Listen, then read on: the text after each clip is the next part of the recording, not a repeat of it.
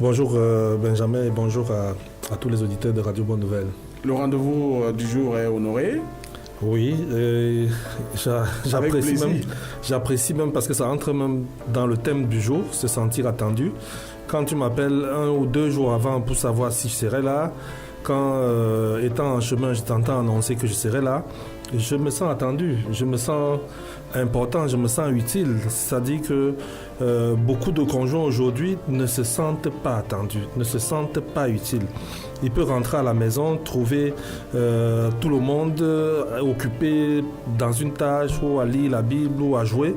Et Ou à regarder la télé. Ou à regarder la télé. Personne ne se retourne même pour voir qui est là.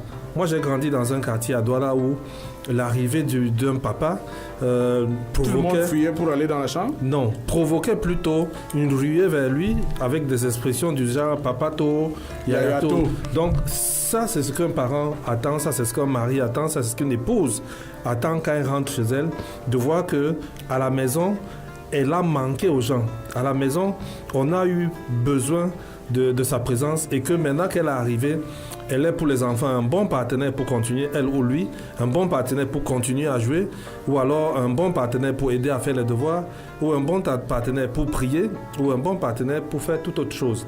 Mais que sa présence ne soit pas comme un non-événement. Au contraire, qu'est-ce qu'on vit aujourd'hui, Germain? Nous vivons des époux qui ne lèvent même pas la tête pour voir ce qui vient là. Vous avez la femme qui est en train de regarder la télé ou le monsieur qui est en train de regarder un match de football. Son conjoint entre à la maison, il ne retourne même pas la tête pour savoir qui est arrivé. À peine, il va envoyer l'enfant regarder qui est là. Et l'enfant dira c'est papa ou c'est maman. Mais il ne va même pas tourner la tête pour voir comment il est revenu. Est-ce qu'il est blessé? Est-ce qu'il est en santé? Est-ce qu'il est en forme? Est-ce que ses émotions sont à point? Est-ce que est-ce qu'elle est bien revenue de là où il ou elle était? La même chose se vit aussi dans les bureaux où l'arrivée d'un patron laisse souvent de personnel indifférent. Vous arrivez, votre secrétaire ne vous regarde même pas. Elle ou il vous dit à peine bonjour, vous lui dites bonjour, il répond ou elle répond dans sa gorge. Vous avez des célibataires qui, quand ils rentrent chez eux, ouvrent leur chambre, se sentent encore plus célibataires, encore plus seuls. Pourquoi? Parce que l'environnement, le cadre dans lequel ils vont s'engouffrer ne les attend pas. Il n'y a rien qui a été fait pour qu'ils se sentent attendus.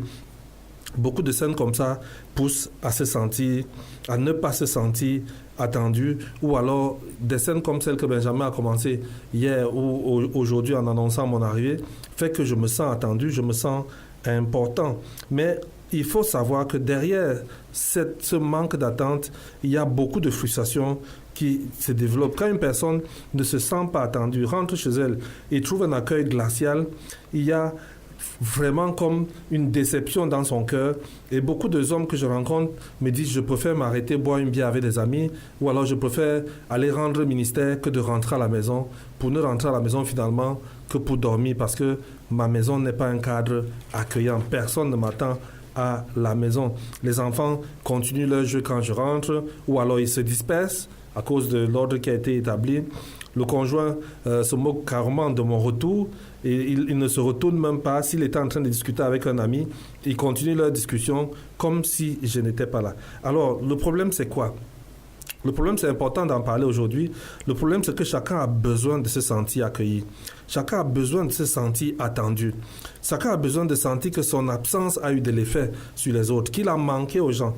L'indifférence de mon conjoint, des uns et des autres, est un obstacle vraiment à l'épanouissement d'un conjoint. Un conjoint ne peut pas être épanoui alors que personne ne prend acte du fait qu'il n'est pas là, ou alors personne ne prend acte du fait qu'il est en train de revenir.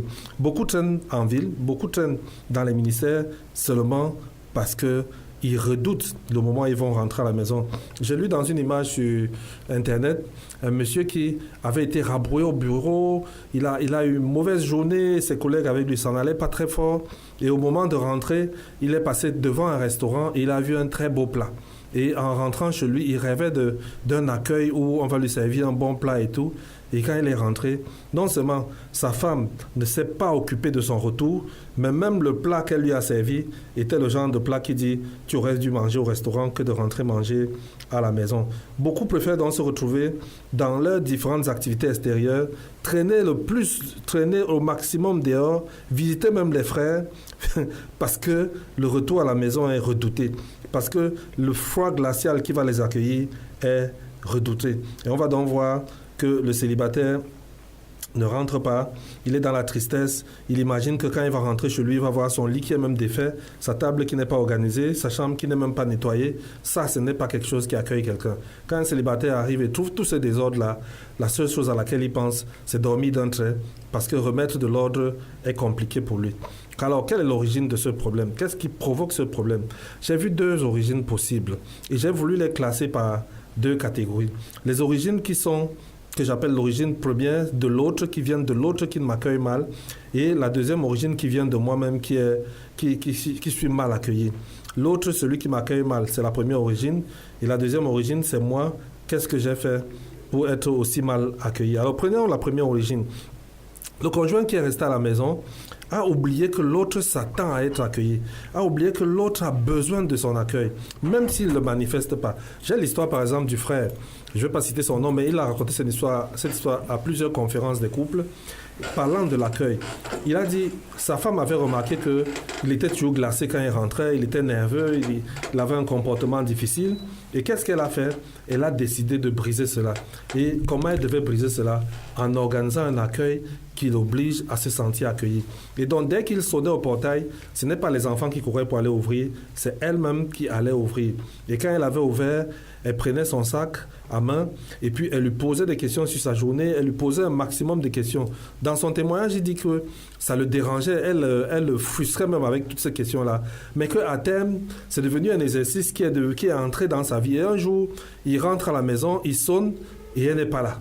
C'est un enfant qui court pour venir lui ouvrir. Il ne s'est senti pas accueilli ce jour-là. Il a eu l'impression que quelque chose a changé dans sa vie. C'est ça le vrai problème que nous voulons énoncer ici. Le fait que tu rentres et les autres ne se rendent même pas compte que tu es rentré. Le fait que vous ayez des enfants à la maison ne font pas des enfants le conjoint de l'autre conjoint. Les enfants ne peuvent pas accueillir un père comme la mère peut accueillir un père. Les enfants ne peuvent pas accueillir une mère comme le père peut accueillir une mère. Donc on est frustré. On est frustré quand, en rentrant, on voit que l'autre manque d'intérêt à notre tour. On voit qu'il ne nous gère même pas. L'expression courante, c'est nous gérer. Il ne nous gère même pas parce qu'il est occupé à d'autres tâches qui peuvent même être pertinentes. Mais l'ordre de priorité, c'est Dieu d'abord et ensuite c'est le conjoint. Ce n'est pas d'autres choses comme le ministère. Il y a des gens qui ont ramené le ministère à la maison et finalement l'accueil de l'autre n'est pas important. C'est la réalisation de leur ministère qui est important. Il faut qu'ils sachent qu'on se sent inutile et nul devant une scène où on ne vous accueille pas. Vous rentrez, c'est vous qui investissez dans la maison, c'est vous maman qui faites tout et puis votre mari ne se lève même pas pour vous louer. Votre mari ne se lève même pas pour montrer que tu lui as manqué, que tu es là. Il faut que les yayatos reviennent dans la maison pour pouvoir réjouir le cœur de la mère qui rentre, pour pouvoir réjouir le cœur du père qui rentre. Alors, yayato, c'est très infantile, non? Oui, je dis même qu'on va voir ça dans les solutions, que les solutions doivent passer même par inculquer une mentalité, un environnement qui permet que même les enfants ressentent que le père est rentré, les enfants puissent ressentir que la mère est rentrée. Si c'est ton cas, je parle à l'auditeur qui m'écoute en ce moment, sache que son conjoint a besoin quand il rentre de se sentir accueilli. Peut-être tu te dis, il a passé sa journée dehors, il s'est satisfait avec ses amis, il a mangé, il a bu. Non, sache qu'il veut être reçu. Il a besoin d'être reçu. Et reçu, ce n'est pas seulement une affaire de lui dire « bienvenue mon mari » ou bien « bienvenue ma femme », mais c'est une affaire d'avoir mis en place un cadre qui lui permet de sentir qu'il est attendu. Je donne un exemple, Benjamin. Tu sais que ta femme, quand elle va revenir fatiguée du marché ou bien fatiguée d'une activité qu'elle allait faire dehors, aura besoin de se réveiller, de se reposer, pardon. Elle rentre, elle trouve que la maison est dans un désordre infernal qui l'oblige, quand elle est rentrée, de se remettre encore à faire le ménage. Elle ne va pas se sentir attendue quand tout ce désordre la trouve. Le mari qui sort de son travail a besoin de s'étendre quelques minutes, trouve un lit qui n'est pas fait. Il ne se sent pas attendu, même si tu l'as embrassé au salon. Quand il entre dans la chambre, il se dit, on n'a pas pensé à moi, on ne s'est pas dit que je peux être fatigué et qu'on a besoin de me soutenir. La deuxième origine, C'était la première origine que j'ai décrite, l'origine qui vient de celui qui reçoit. Maintenant, la deuxième origine de celui qui arrive. Celui qui arrive doit se poser toujours la question de savoir, est-ce que je me fais attendre? Pas dans le sens péjoratif du terme, mais dans le sens, est-ce que je suis même utile aux autres? Est-ce que les autres ressentent qu'ils ont besoin de m'attendre? Tout à l'heure, je ne l'ai peut-être pas dit, mais les passages qui nous conduisent aujourd'hui, c'est Genèse 2, 24 et Philippiens 2, le passage des versets 1 à 4 ou à 5. C'est-à-dire, est-ce que les autres ressentent qu'ils sont quelque chose pour moi? Est-ce qu'ils ressentent qu'il y a une ambiance familiale? Est-ce que qu'est-ce que j'ai fait pour que ma maison puisse être une terre d'accueil? Qu'est-ce que j'ai fait pour que mon conjoint se sente obligé de m'accueillir? Qu'est-ce que j'ai fait pour que mes enfants, quelle ambiance j'ai instaurée pour que mes enfants puissent me faire des yayatos? Si les autres ne s'attendent pas à moi et que la seule chose qu'ils espèrent quand j'arrive, qu'ils sont sûrs que ça va se produire, c'est les critiques, c'est les colères, les réprimandes, les contradictions, on ne fait pas ceci, il faut déplacer cela, on commence à gronder dès la cour. Vraiment, quand tu arrives, les gens ont envie plutôt de se cacher. Donc, la deuxième origine là, il faut que chacun examine sa propre personne pour savoir, est-ce que moi-même je suis quelqu'un qui est accueillable? Est-ce que mon comportement, est-ce que mes attitudes, est-ce que ma façon de faire avec ma famille permet que les autres sentent même qu'il y a quelqu'un qui nous a manqué? Parce que Benjamin, disons-le vraiment, pour nos auditeurs qui nous écoutent, il y a des papas que quand ils sortent, les enfants sont contents. Il y a des papas que quand ils sortent, la maman est contente. On se dit, ouf, il est sorti, maintenant on peut respirer dans la maison. Parce que quand ils sont là, c'est comme un lion qui est dans la maison, c'est comme un tigre qui est dans la maison, qui fait que personne ne peut rien faire. Il critique tout. Dès que tu passes, il dit quelque chose. Dès que tu passes, il dit quelque chose. Tu ne passes pas, il dit quelque chose. Tu manges, il critique la façon de manger. Tu manges peu, il critique le fait que tu as mangé peu. Tu manges beaucoup, il dit que l'argent est dur à gagner. Un père comme ça, quand il rentre, pourquoi les enfants vont courir pour l'accueillir? Les enfants sont plutôt réjouis quand il est dehors. Et il y a un père qui m'a dit, j'ai l'impression que dans ma maison, il y a deux familles. Il y a celle que je constitue dans laquelle je suis mal aimé, et il y a celle que ma femme constitue. Parce que quand je rentre, elle est dans une ambiance de fête avec les enfants, et dès que j'arrive, l'ambiance s'estompe pour redonner le cimetière qui est ma famille. Parce que ma famille, à moi, c'est vraiment un cimetière où on ne s'accorde pas. Donc c'est un père fouettard? Il est fouettard, il est critique, il a tout ce qu'il ne faut pas pour être quelqu'un qu'on accueille joyeusement à la maison. Il y a des pères qui pensent que l'investissement matériel suffirait pour que les enfants l'accueillent avec joie. Il y a des enfants qu'on n'achète pas. Ce n'est pas les biens qui achètent les enfants. Il y a des parents, des mères qu'on n'achète pas. Une jeune femme à Kribi m'a dit devant son mari, qui lui disait, je t'ai laissé ta voiture, je t'ai acheté une voiture alors que tu travailles, je t'ai donné un chauffeur alors que tu travailles, je ne regarde pas ton salaire. Elle lui a dit, je n'ai pas besoin de tout ça, c'est de toi que j'ai besoin. Un monsieur comme ça, il peut acheter toutes ces choses et être supplié qu'elle ne l'accueille pas, parce qu'il ne sait pas disposer. Donc la solution pour sortir de là, parce que tu me regardes déjà pour dire qu'il faut sortir de là, on va sortir de là, c'est une chronique, ce n'est pas un enseignement, dont les auditeurs peuvent souffrir du fait que les solutions ne soient pas profondes, parce qu'on est dans une chronique. Et après, ils poseront les questions. Ils pourront poser les questions à l'émission, les dimanches, ils peuvent revenir dessus, mais aujourd'hui, ce n'est que la chronique. La première solution, c'est que chaque membre de la famille doit s'investir pour bâtir un cadre de vie qui apporte le réconfort. C'est-à-dire que Benjamin, quand je rentre à la maison, je dois pouvoir être restauré par la maison. Je dois pouvoir, après ma souffrance de la journée, me dire, ouf, au moins ma femme m'attend à la maison. Ouf, au moins mes enfants m'attendent à la maison.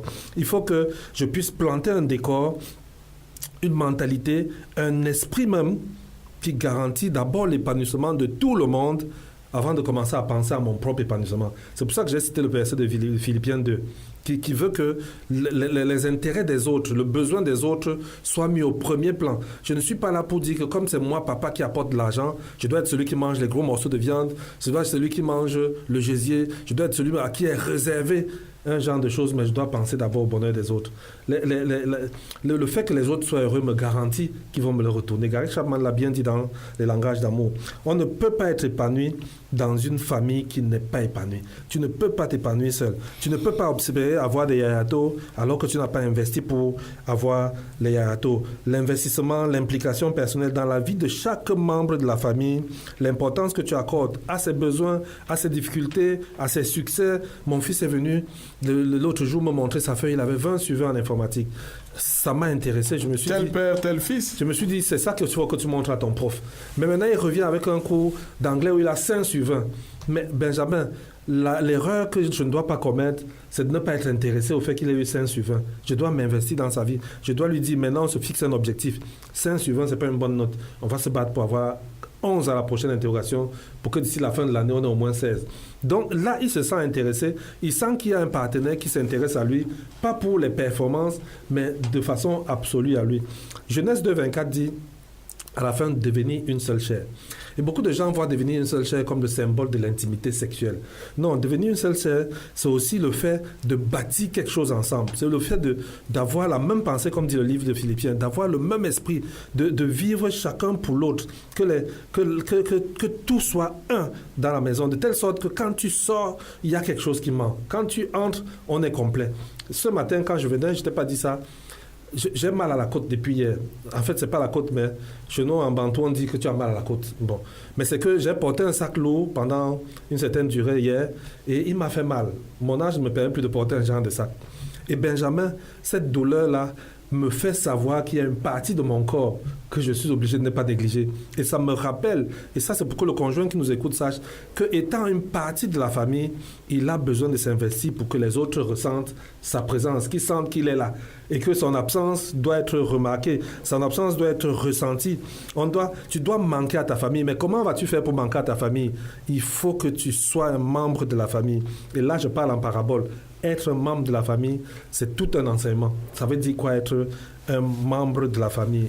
Il faut devenir un membre de la famille de telle sorte que votre absence soit remarquée. Chacun doit donc investir tout ce qu'il a, tout ce qu'il sait, tout ce qu'il pense pour que le cadre familial devienne un cadre où chacun, quand il arrive, c'est des yayatos, tout le monde est content de le voir venir. Lors d'un enseignement, un orateur a dit, est-ce que quand votre enfant rentre, vous l'embrassez?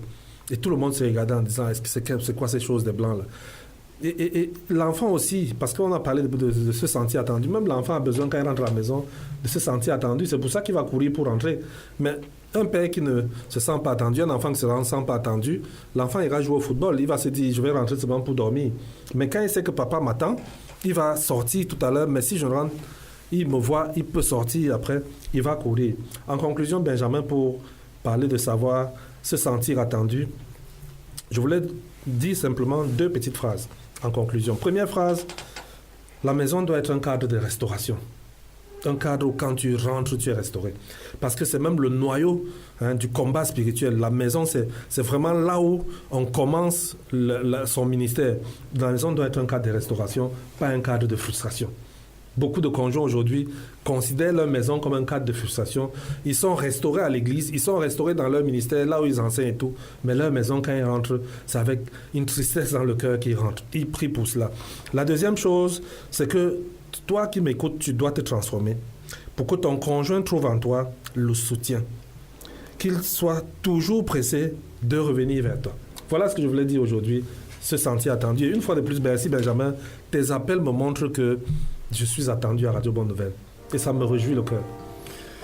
Chronique familiale signée de Roger Fondy. On va donc rentrer dans la phase purement interactive de la chronique. C'est-à-dire que vous avez écouté, vous pouvez maintenant réagir, soit en posant des questions, soit alors en donnant des contributions dans le sens de ce qui vient d'être dit, se sentir attendu. Moi, je poserai la première question, Roger. Alors, quand je rentre le soir étant fatigué, autrefois, là, ma femme attendait avec un protocole d'interview. Comment était ta journée? Comment c'est là? Je n'aimais pas ça. Ça l'a rendu froide. Est-ce que c'est bon qu'on vous soumette à une interview, vous arrivez, vous êtes fatigué, commence à vous poser des questions ici et là, vous êtes fatigué? Est-ce que... et puis finalement, l'autre ne se sent plus tellement intéressé par votre arrivée le soir. Alors, c'est bon, la question même arrive à point. Il y a une différence entre un protocole d'interview et un procès. Le même protocole d'interview, si madame le présente d'une certaine façon, d'une façon très froide, ça ressemble plus à un procès. Et monsieur qui rentre a l'impression qu'il doit aller répondre aux questions. Ce qui fait que quand il a passé sa journée à faire des bêtises, ça veut dire pas faire les choses forcément pertinentes, il a une femme pertinente à la maison, il a même peur de revenir et quand il lui pose des questions, il a l'impression que c'est un jugement qui a commencé.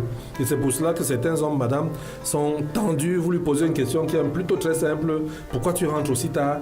Pourquoi tu rentres aussi tard? Pour lui, sonne comme tu n'as pas le droit de rentrer aussi tard.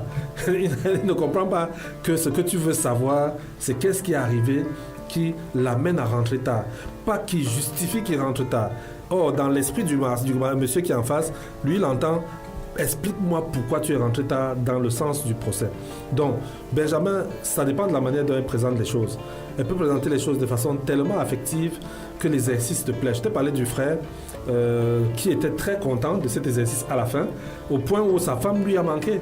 Quand elle n'était pas là le jour-là, il a senti qu'il manque quelque chose à la fin de sa journée. Ça devient comme une routine. Ce protocole peut être une bonne routine de connexion émotionnelle avec son mari, pourvu que ce soit vraiment présenté sur une façon où il n'a pas l'impression que c'est un procès.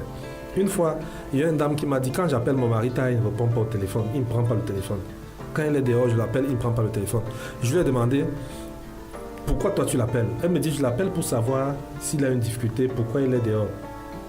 Mais dans mon esprit, ce n'est pas un jugement que je vais lui faire. C'est pour savoir si je peux dormir ou est-ce que je dois l'attendre. Et tu vois, le mari, lui, qui reçoit ça, après on en parle, lui, il dit, elle me surveille, elle me suit partout. Elle me contrôle. Elle me contrôle. Et je ne veux pas ça. Et donc, on a besoin vraiment, c'est pour ça que j'ai dit que c'était une chronique, on a besoin de développer des mécanismes de communication qui fassent que dans nos routines journalières, je sais que ma femme, si à 20h n'est pas encore là, elle va recevoir mon coup de fil. Mais elle ne reçoit pas un coup de fil d'un procès, mais reçoit le coup de fil d'un tendre amant. On dit amant pour les gens. Ah oui. Pour monsieur et madame, ou bien c'est pour les tricheurs? C'est simple. Bon, enfin, elle reçoit le coup de fil du bien-aimé de son cœur qui se pose la question de savoir ce qui lui arrive. Est-ce que je dois venir te chercher ou est-ce que je dois continuer à attendre? Mais pas un procès. Beaucoup d'hommes ne se sentent pas attendus à la maison. C'est-à-dire que c'est des secrets qu'ils partagent quand ils sont relax et qu'on peut discuter vraiment franchement de leur vie privée. Ils vont te dire, à la maison, je ne me sens pas attendu, je suis vraiment un étranger chez moi. Il y a un qui m'a dit dernièrement, ma femme a instauré tout un système. Je suis perdu dans le système. C'est-à-dire que je me rends compte que tout marche sans moi et que moi, je viens bouleverser ce qui marche. Et tu vois, ça fait que quand il rentre le soir, il ne se sent pas attendu. Je lui ai dit, je pense, jeune frère, que tu dois t'impliquer. Tu dois peut-être pas briser le système qu'elle a mis en place s'il est pertinent, mais essayer de te retrouver dans le système et prendre le contrôle du système. Et il a commencé à le faire. Et il a commencé à le faire par des petites choses. Il y a des petites choses qu'un mari doit être capable de faire. C'est s'impliquer dans la vie des gens. Je vois des maris qui ne sont jamais avec leurs enfants. Jamais, jamais, jamais. C'est-à-dire qu'ils ont mis une barrière élevée entre eux et les enfants. Les enfants savent que le père, c'est le fouet. C'est pour réprimander. Mais ils n'imaginent pas que le père, ça peut être pour aller acheter des glaces. Et la seule idée des glaces, quand elle leur vient à l'esprit, c'est la personne qui voit, c'est la mère, pas le père. Parce que le père est là pour l'utile, la scolarité, les habits. Quand tu es malade, il t'amène à l'hôpital. Mais l'autre côté, il s'est exclu lui-même de la maison. Et le jeune frère a commencé à faire ce petit travail et il a les premiers résultats qu'il voit déjà, que la maison commence à se tourner aussi vers lui. C'est-à-dire qu'il commence à faire partie du décor de la maison, de l'ambiance de la maison, de l'environnement familial.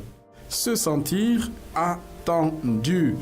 Je voulais dire à cette jeune femme qui est étendue sur le canapé quand son mari rentre et qui ne se retourne même pas parce qu'elle est en train de lire un roman ou en train de regarder Novelas TV ou en train de lire la Bible ou en train de répondre à un questionnaire d'une formation biblique, que même si ton mari n'est pas chrétien, même si ton mari n'est pas pertinent, même si ton mari fait des bêtises, il a besoin d'être reconnecté à sa famille. Il a besoin que même si ton cœur, parce que les femmes disent souvent mon cœur n'est pas encore prêt, même si ton cœur n'est pas encore prêt, au moins ton esprit peut être prêt. Au moins ton attitude, ton comportement peut être différent des sentiments que tu as dans ton cœur. Et c'est pour cela que nous insistons dans nos conférences en parlant de discipliner ses émotions. Tu es obligé de discipliner ton cœur pour dire mon mari c'est la position, je respecte cette position et j'ai besoin de lui montrer qu'il est bien accueilli à la maison. Et il y a un autre avec qui je discute qui me dit mon mari a des concubines. Il ne passe pas du temps à la maison, il est toujours dehors. Je lui dis, il faut que tu mettes en place une routine de connexion émotionnelle à ton mari qui fera qu'il sache qu'à toute heure, tu es connecté à lui. Parce que la tendance est de dire, comme il a commencé à vivre ce genre de vie, je ne veux plus qu'il s'approche de moi, je ne veux plus le sentir. Et on crée une atmosphère glaciale à la maison qui, au lieu de le ramener à la maison, l'encourage plutôt à aller à l'extérieur, là où c'est plus chaud, là où on peut lui chauffer de l'eau et lui frotter le dos, là où la jeune prostituée essaie de l'entretenir d'une manière que toi tu aurais dû mieux faire parce que tu as l'onction divine qui a fait de toi son épouse. Je le dis souvent ici à la radio, un homme va tromper sa femme et éprouver des jouissances. Un homme va avoir des rapports sexuels avec sa femme et éprouver le bonheur, la joie qu'il y a de vivre en couple. C'est très différent. Les jouissances de l'extérieur sont passagères, elles ruinent l'âme, elles creusent le cœur et elles mettent en conflit avec Dieu. Donc toi, tu as intérêt à travailler pour que ton mari revienne dans l'environnement dans lequel il est béni. Bon, je vais vraiment dire merci vraiment à Roger parce que depuis que je pratique vraiment les conseils qu'il donne au travers de la chronique, vraiment mon foyer change aussi réellement. Ah bon, hein? Oui, oui. Alors j'étais en train de dire, parce que tu dis que la chronique... Oui, c'est ce que dit maman Rachel là. Elle dit que ça arrange nos ménages. Merci. Oui, c'est bien la rémunération que nous attendons, Benjamin. La chronique, c'est pas pour combler les vides. Oui. C'est pas pour combler les vides de la grille des programmes de Radio Bonne Nouvelle. Radio Bonne Nouvelle a commencé une saison dans laquelle nous voulons avoir des résultats. C'est pour ça qu'on va prier en direct à la radio. C'est pour ça que des émissions vont être plus pratiques et plus axées vers la résolution des problèmes. Beaucoup d'hommes de Dieu, Benjamin, je le disais tout à l'heure, vivent dans une frustration permanente parce que leur conjoint ne la reçoit pas. Quand il rentre le soir, elle ne comprend même pas le ministère dans lequel il est. Elle ne comprend même pas ce dont il a besoin. Elle le reçoit froidement dans les critiques. Tu t'occupes plus des disciples que de ta famille. Tu t'occupes plus de ton église que de ta famille. Et le gars est séparé. Il est divisé entre deux priorités, entre son ministère et sa famille, parce que sa femme n'a pas compris qu'il a besoin d'être accueilli à la maison. Il a besoin d'être attendu. Je suis très ému chaque fois que vous passez à l'antenne. Là, j'ai pris l'émission en cours, je suis sûr que j'ai raté beaucoup de choses que vous avez étudiées.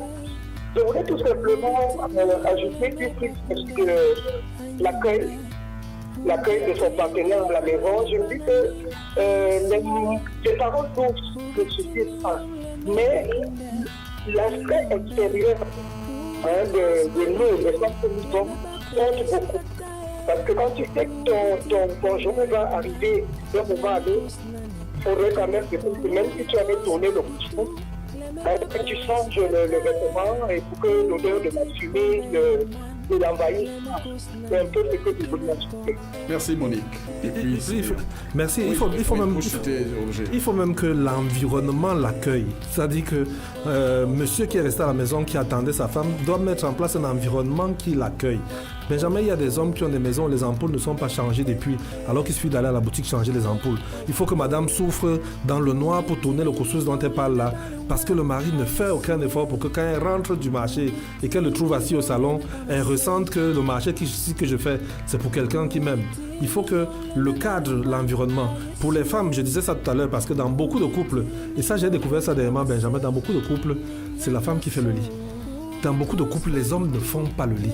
C'est-à-dire que s'il est le dernier à sortir de la maison, le lit ne sera pas fait, parce qu'il est le dernier à sortir. Et comme c'est la femme qui fait le lit, je vais lui parler, je vais lui dire que même quand un homme rentre dans la chambre, il voit un lit bien fait. Ça donne envie, on sent que le lit là nous attend depuis. Radio Bonne Nouvelle 102.5 FM, la chronique du jeudi avec Roger Fondi, la chronique famille. Roger Fondi accompagné de Benjamin Yakana.